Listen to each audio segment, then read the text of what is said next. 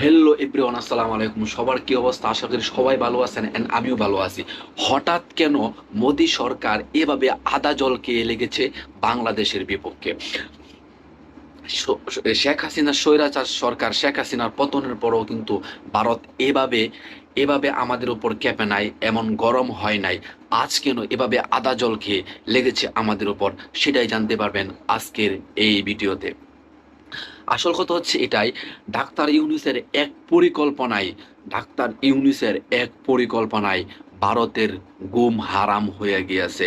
এই জন্যই মোদী সরকার আমাদের উপর এভাবে তেলে বেগুনে জ্বলে উঠেছে এন্ড আমাদের পিছনে এভাবে আদা জল খেয়ে লেগেছে।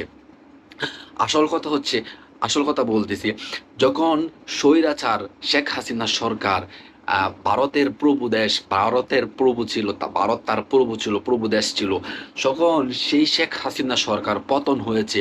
মোদির একমাত্র বন্ধু এন্ড যদি বলেন ভালোবাসার মানুষ, সেটাও বলতে পারেন, কোনো বাধা নাই।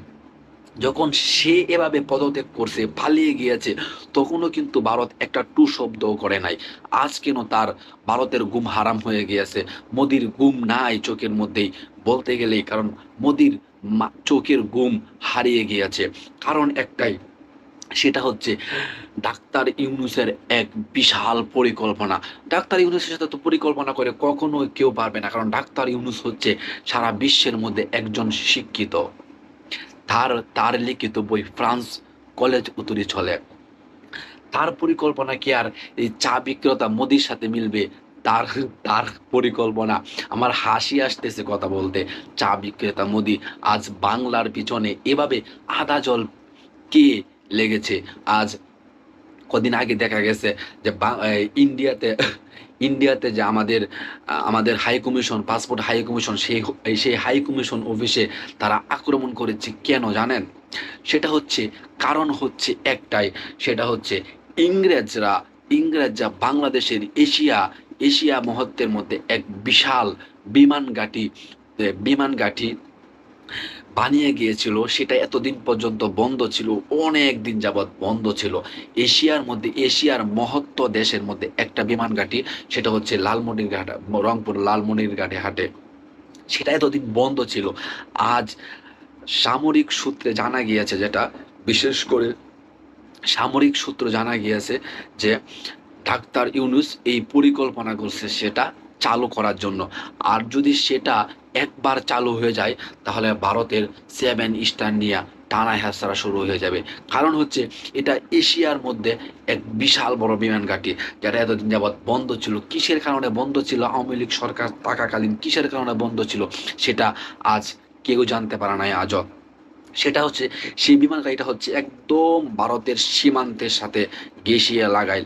সেই বিমান গাড়িটা চালু হলে ভারতের বিশাল বড় ক্ষতি হয়ে যাবে, এমনকি ভারতের সেভেন স্টার নিয়ে টানা হেঁচড়া শুরু হয়ে যাবে। সেই কারণেই কিন্তু মোদির ঘুম নাই চোখে, মোদির ঘুম হারাম হয়ে গিয়েছে। কারণ হচ্ছে এটাই, যদি এটা একবার চালু হয়ে যায়, তাহলে আর ভারতের সেভেন স্টার যে কোথায় যাবে সেটা বলার বাহুল্য। এই কারণেই শুধু এই কারণেই শুধু খালি ভারত সরকার আমাদের বাংলার পিছনে আদা জল এভাবে খেয়ে লেগেছে। কারণ যখন শেখ হাসিনা সরকার পতন করছে, তখনও কিন্তু ভারতের কোনো মাথার মধ্যে এক বিন্দু পরিমাণ ব্যথা ছিল না। আজ তার প্রচন্ড ব্যথা। ব্যথার কারণে তার ঘুম হচ্ছে না। কারণ শুধু একটাই, কারণ শুধু একটাই, ডাক্তার ইউনূসের এক পরিকল্পনা। তাহলে বুঝতে পারছেন ডাক্তার ইউনূস কি মাপের লোক, কোন মাপের, কতটুক উঁচু মানের লোক ডাক্তার ইউনূস।